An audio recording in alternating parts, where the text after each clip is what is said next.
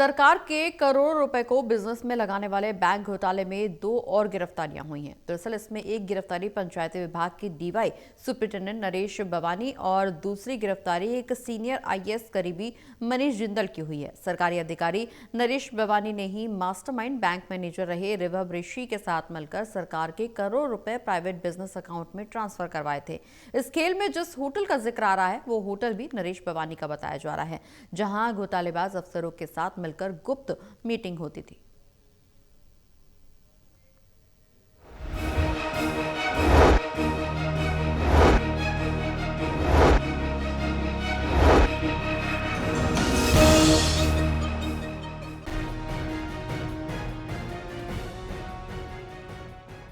प्रदेश के कई विभागों के आईडीएफसी बैंक में जमा 590 करोड़ जो अब इससे भी आगे बढ़ सकते हैं। इस मामले की जांच कर रही स्टेट विजिलेंस और एसीबी को इस घोटाले में और सफलता मिली है। स्टेट विजिलेंस ने घोटाले में पंचायत विभाग के डिप्टी सुपरिंटेंडेंट नरेश बवानी को उसके मोहाली आवास से गिरफ्तार किया है। इसी तरह एक और बड़ी गिरफ्तारी एक आईएएस के करीबी मनीष जिंदल की चंडीगढ़ से हुई है। विजिलेंस अभी विक्रम वधवा की तलाश कर रही है, जिस पर आरोप है कि वो पंजाब, हरियाणा और चंडीगढ़ यहां तक कि हिमाचल के बड़े अफसरों का पैसा प्रॉपर्टी में निवेश करवाता था।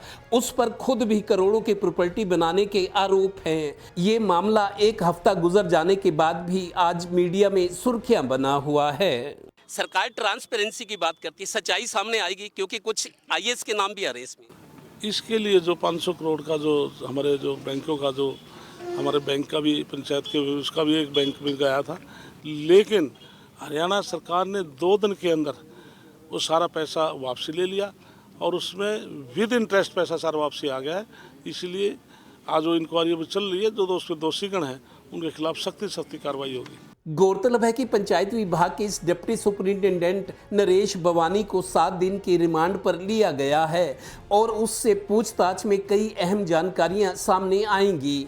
इसी बीच जिस सीनियर आईएएस के करीबी चंडीगढ़ निवासी मनीष जिंदल को गिरफ्तार किया गया है, वो आईएएस सरकार से जुड़े बड़े लोगों को अपनी सफाई दे रहा है।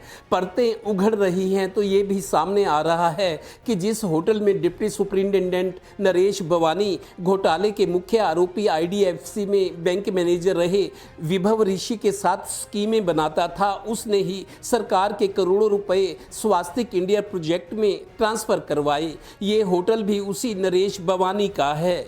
इस होटल में पंचायत विभाग के ठेकेदार, स्टाफ के सदस्य और बड़े सरकारी अफसर मिलकर पार्टियां करते थे, छुट्टियां भी मनाते थे। बाकी मतलब आप समझ लीजिए, यानी बहुत कुछ हुआ है। तभी तो ये मामला पीएमओ यानी मोदी जी के दफ्तर तक पहुंच गया और ईडी की भी एंट्री हो गई है। रिजर्व बैंक भी ट्रांजैक्शन की सारी डिटेल्स मांग रहा है। ऐसा पहली बार हुआ है। Total news, Panipat bureau.